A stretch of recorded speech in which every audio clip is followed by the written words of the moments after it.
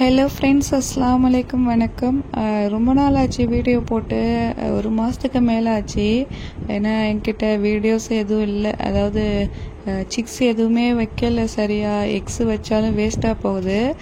ரொம்ப நாளைக்கு அப்புறம் நானே இது சோளம்லாம் வாங்கி ஒரு 6-7 மாதம் மேலே ஆயிட்டு. சோளம் வாங்கி சடனாக எங்கள் அம்மா வாசலில் நிறுத்தி வாங்கிட்டு இருந்தாங்க. சரின்னு சொல்லிட்டு பேர்ட்ஸுக்கு மட்டும் வாங்காமல் வீட்டுக்கும் சேர்த்து வாங்கிட்டு அதுங்களுக்கு ஒரே நாள்லே காலி ஆயிடுச்சு. கிட்டத்தட்ட குருவிங்களுக்கு, அதாவது ஆஃப்ரிக்கனுக்கு மட்டுமே எத்தனை கதிர், 10 கதிர் மாதிரி போட்டுட்டேன். வீட்டுக்கு எங்களுக்கு 2 பேருங்கிறதுனால நாங்கள் எங்களுக்கு 2 மட்டும் வச்சுட்டு பேலன்ஸ் உள்ளது எல்லாத்தையுமே ஆஃப்ரிக்கனுக்கு போட்டுட்டேன். பஜ்ஜீஸ் இல்லை, அங்கே பாட்டி வீட்டில் எப்போதும் பஜ்ஜீஸ் வச்சுருக்கேன்னு சொல்லுவேன் இல்லையா, ஃபுல்லாக சேல் பண்ணிட்டேன். ஏன்னா என்னால் இங்கேருந்து அங்கே போய் எனக்கு பார்க்குறதுக்கு முடியல. சமயத்தில் சிக்ஸ் இறந்து போயிடுது, யாருமே இல்லை, பார்க்க மாட்டுறாங்க சரியாக. தினை வைக்க சொன்னால் வைக்குவாங்க, தண்ணி மாற்ற சொன்னால் தண்ணி மாற்றுவாங்க, அவ்வளோதான். மற்றபடி பேர்ட்ஸுக்கு ஏதாவது அடிபட்டிருக்கா, இல்லை சண்டை போடுதா, இல்லை பானையில் எத்தனை எக்ஸ் இருக்குது, அதெல்லாம் அவங்களுக்கு பார்க்க முடியாது. ஏன்னா நானும் இங்கேருந்து டெய்லி போயிட்டு பார்த்து இருக்க முடியல. நான் முன்னாடியே பஜ்ஜீஸை தூக்கிட்டு வந்திருக்கலாம். நான் ஆல்ரெடி சொன்ன அந்த கேஜ் உங்களுக்கு பார்த்தா தெரியும், இரும்பு ராடில் செஞ்சது. அதனால அந்த ஏற்றும் போதே, அந்த வீட்டு மாடி ஏறும் போதே ரொம்ப கஷ்டப்பட்டு தான் ஏற்றினோம். திருப்பி அதை மட்டும் எடுக்க வேணாம்னு சொல்லிட்டு அந்த கூண்டை அப்படியே போட்டுட்டு வெறும் பஜ்ஜீஸை மட்டும் பிடிச்சி சேல் பண்ணிட்டேன் எங்கள் ஊர்லேயே. எனக்கு மனசே வரல அதுங்களை பிடிக்கிறதுக்கே. ஏன்னா அதுங்க இருந்தால் தான் சவுண்டு, நல்லா பஜ்ஜீஸோட சவுண்டு அழகாக இருக்கும். ஆஃப்ரிக்கன் மாதிரி கத்தாது, ரொம்ப கிச்சுமுச்சின்ட்டு தான் சவுண்டு இருக்கும், மைன்யூட்டாக தான் இருக்கும் பஜ்ஜீஸு. எப்போதுமே மாடியில் அழகாக சவுண்டு போட்டுகிட்டே இருக்கும். இப்போ பாட்டி வீட்டுக்கு போனாலே அமைதியாக இருக்குது, வீடே நல்லாவே இல்லை. அதுங்க இல்லாமல் வெறும் கேஜ் மட்டும்தான் இருக்குது. என்ன செய்ய, என்னாலையும் அதுங்களை கவனிச்சிக்க முடியல. இங்கே எடுத்துகிட்டு வந்தாலும் எனக்கு பார்க்க முடியாது. ஏன்னா அந்த கேஜ் தான் என்கிட்ட பேலன்ஸ் இருக்குது. அந்த இரும்பு ராடு கேஜை மறுபடியும் இறக்கி டெம்போவில் ஏற்றி இங்கேயும் மாடி தான் வைக்கணும். வேண்டாம் சொல்லிட்டு பஜ்ஜீஸ் அப்படியே கொடுத்துட்டேன். ஏன்னா நான் ஆரம்பத்தில் ஃபஸ்ட்டு வாங்கினது பஜ்ஜீஸு, அதுக்கப்புறம் தான் ஆஃப்ரிக்கனு. இதுங்க கூட சவுண்டு எப்படின்னாக்கா, நைட் ஆனாலும் கத்தும், ஒரு பள்ளி வந்தாலும் கத்தும், எல்லாத்துக்குமே கத்தும். கொஞ்ச நேரம் கூட லைட் அடிக்க முடியாது, அந்த மாதிரி சவுண்டு. நீங்கள் பார்த்தாலே தெரியும் என்கிட்ட கிட்டத்தட்ட எத்தனை இருக்குன்னு எனக்கே தெரியாது. நான் எண்ண கூட மாட்டேன் பேர்ட்ஸை. அதே மாதிரி சவுண்டு ஹெவியாக இருக்கும். ஆஃப்ரிக்கன் மட்டும் உங்களுக்கு என்ன சொல்கிறது, பக்கத்து வீட்டிலலாம் டிஸ்டர்பன்ஸ் இல்லைன்னா மேக்ஸிமம் நீங்கள் 2 ஜோடி இல்லை 3 ஜோடி மட்டும் வச்சுக்கோங்க. நிறையா வச்சிங்கனாக்கா மேபி பக்கத்தில் டிஸ்டர்பன்ஸாக இருக்கும். எனக்கு இந்த சைடு ரைட் சைடில் வீடு இருக்குது, லெஃப்ட் சைடில் வீடு இல்லை. அதனால எனக்கு பிரச்சனை இல்லை. பக்கத்து வீட்டுக்காரங்க அந்தளவுக்கு பிரச்சனை பண்ணலை. அதனால் யார் என்ன பிரச்சனை பண்ணாலும் நான் ஆஃப்ரிக்கனை விட்டு கொடுக்க மாட்டேன். அவங்க இது சொல்கிறாங்க அது சொல்கிறாங்கன்னு கொண்டு போயிட்டு நான் சேல்லாம் பண்ண மாட்டேன் ஆஃப்ரிக்கனை. சிக்ஸ் வந்தால் மேபி சேல் பண்ணலான்னு தான் இருக்கேன். இது வரைக்கும் நான் ஆஃப்ரிக்கனை சேல் பண்ணது 2 பேர் மட்டும்தான் சேல் பண்ணது, கொண்டு போய் கடையில் கொடுத்தது. நான் வாங்குறதே இல்லை, பார்த்து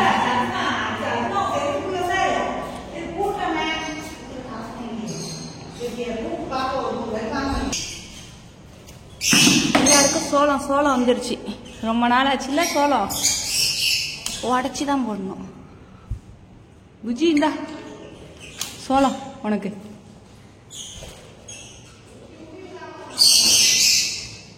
இது ரொம்ப புரியும் சோளம்.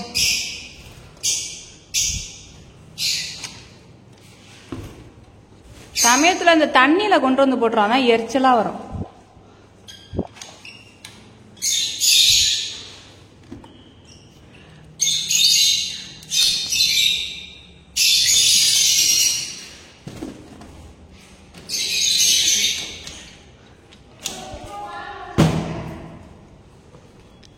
அது நீ வச்சுக்கமா, இதுங்களுக்கெல்லாம் உடைக்கவே வேணாம், அப்படியே போட்டுடலாம்.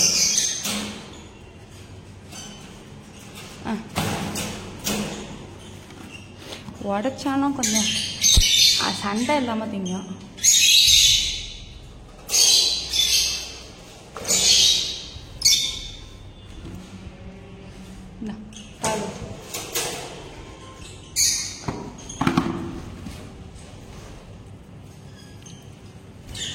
வைக்கவே முடியல.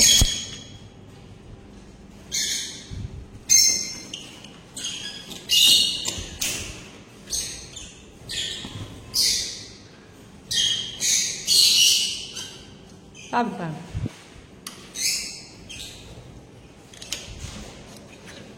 இதில் நிறையா இருக்குது, ஒன்று போட்டால் பத்தாது. இதில் உள்ளதை ஒன்று போட்டுருவோம்.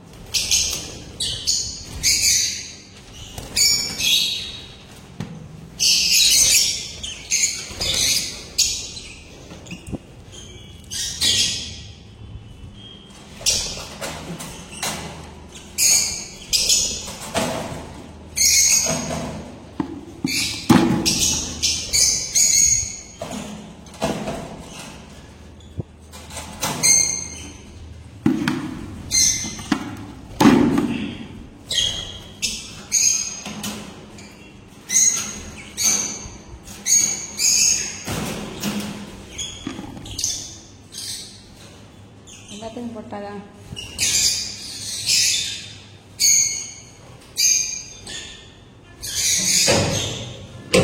இது வந்து நான் காலத்தில் லாஸ்ட் டைமு ஒரு பை வச்சுட்டே இருந்தேன்னா அதுக்கு இந்த வலையை வெட்டி இந்த இதுக்கு மூடிட்டேன்.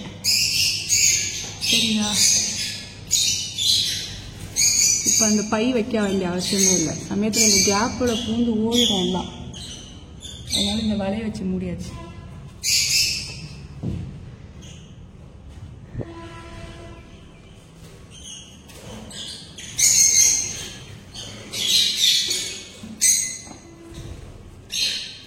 இதுதான் நிறையா நிற்கிது. கோப்பையெல்லாம் ஏன் கீழே தள்ளி விட்றீங்க? இதெல்லாம் ஏன் கீழே கிடக்கு? எதையுமே உருப்படியாக வைக்கிறது கிடையாது. எல்லாம் தண்ணி சாய்ச்சி விடுறது.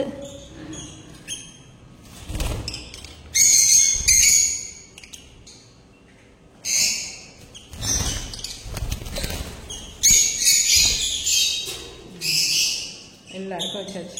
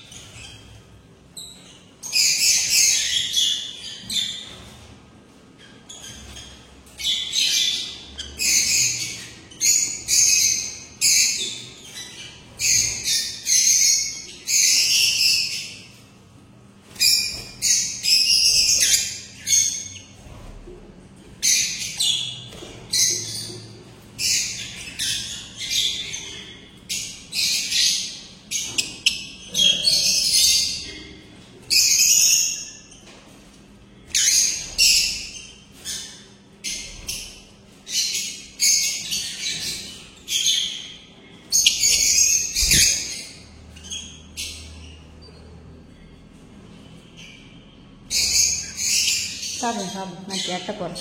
சாப்பிடு.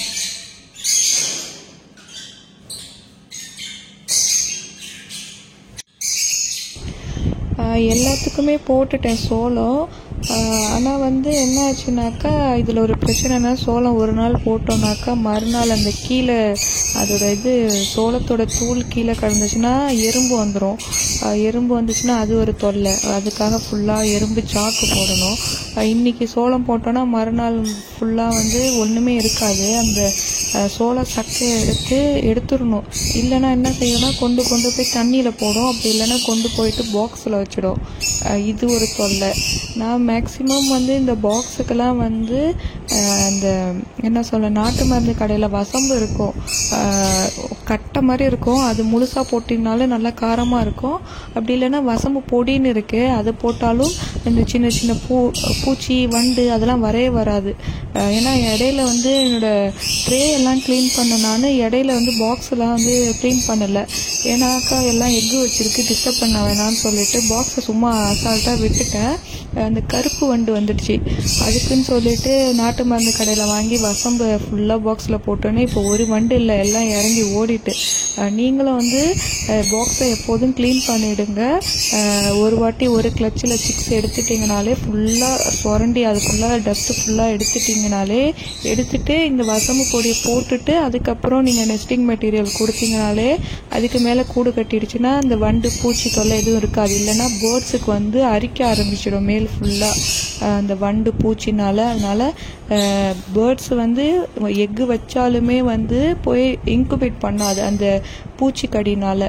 அதனால் எப்போவுமே பானை பாக்ஸு எல்லாத்தையும் ஒரு கிளச்சுக்கு அப்புறம் க்ளீன் பண்ணிவிடுங்க. அதே மாதிரி ட்ரேயை வந்து நான் எப்போதும் க்ளீன் பண்ணிகிட்டே இருப்பேன். இப்போ தான் ரீசெண்டாக க்ளீன் பண்ணேன். அதுக்குள்ளே வந்து தினையை வாரி கொட்டி தண்ணியை ஊற்றி சொதன்னு மறுபடியும் ஆக்கிடுச்சு. திரும்பவும் நான் இதை க்ளீன் பண்ணணும். ஆப்ரிக்கனை பொறுத்த வரைக்கும் எனக்கு வந்து இந்த சைனா கேஜி சுத்தமாக பிடிக்கலை.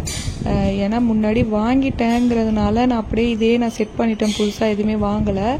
இதுங்கெல்லாம் வந்து ஒரு பேர் போட்டுடலாம். இந்த மர கேஜெல்லாம் வந்து இது வந்து சும்மா எல்லா சிக்ஸையும் பிடிச்சி போட்டதுனால எல்லாமே ஒரே பாக்ஸில் கிடக்கு. நீங்கள் சைனா கேஜி யூஸ் பண்ணுறீங்கன்னா காலனி ப்ரீடிங் போட்டிங்கனாக்கா ரிசல்ட் கிடைக்காது. ஒரு பிரதர் கேட்டிருந்தாங்க இந்த ப்ளூ கலர் சைனா கேஜி எங்கே வாங்கினீங்கன்னு சொல்லி. இது எங்கள் ஊர்லேயே நான் கிட்டத்தட்ட 6 வருஷத்துக்கு முன்னாடி வாங்கினது. அப்போ போட்டுமே வந்து இதில் வந்து சண்டை தான் வந்துச்சு. இடையில வந்து 2 பேராக செப்ரேட்டாக வந்து வலை கட்டி மேலே வந்து ஆப்ரிக்கன்னு கீழே பஜ்ஜீஸ் போட்டேன். அப்போவும் சண்டை. ஏன்னா கீழே உள்ள பஜ்ஜீஸ் காலை வந்து மேலே உள்ள ஆப்ரிக்கன் வந்து கடிச்சு விட்டோம். அதனால் வந்து காலனியில் மேக்ஸிமம் வந்து ப்ரீடிங் வந்து கண்டிப்பாக பாதிக்கும், ரிசல்ட் இருக்காது. நான் இந்த கேஜில் போட்ட ஆப்ரிக்கன்ஸ் எல்லாமே எக்கு வச்சிச்சு, எல்லாமே வேஸ்ட்டாக போச்சு. சமயத்தில் எக்கு தள்ளி விடுறது, சண்டை வர்றது அதிகமாக இந்த ஒரு கேஜில் நடந்திருக்கு. அதனால் எனக்கு இந்த சைனா கேஜி வந்து காலனி செட்டப்பே எனக்கு பிடிக்கல. மேக்ஸிமம் காலனி செட்டப் வந்து தண்ணி மாற்றுறது கொஞ்சம் ஈஸியாக இருக்கும். அதே மாதிரி தினை வைக்கிறது ஈஸியாக இருக்கும், எல்லாம் ஒரே இடத்துல எல்லா பேர்டும் இருக்கிறதுனால. ஆனால் வந்து செப்ரேட்டாக இருக்கிறது பெஸ்ட்டு, சண்டை வராது, ப்ரீடிங் ரிசல்ட் நல்லா இருக்கும். காலனியை பொறுத்த வரைக்கும் ப்ரீடிங் ரிசல்ட்டு நல்லா இல்லை என்னை பொறுத்த வரைக்கும். நான் அதுதான் சொல்லுவேன். ஏன்னா நான் அனுபவிச்சிருக்கேன். ஒரு பெரிய காலனி செட்டப்பில் ஒரு 4 பேர் இருந்துச்சுன்னா கண்டிப்பாக வந்து அதுலேருந்து 2 சிக்கு தான் என்னால் எடுக்க முடியுது. பேலன்ஸ் உள்ளதெல்லாம் வந்து எக்கு வச்சாலும் அது வேஸ்ட் ஆகுது அந்த எக்கு.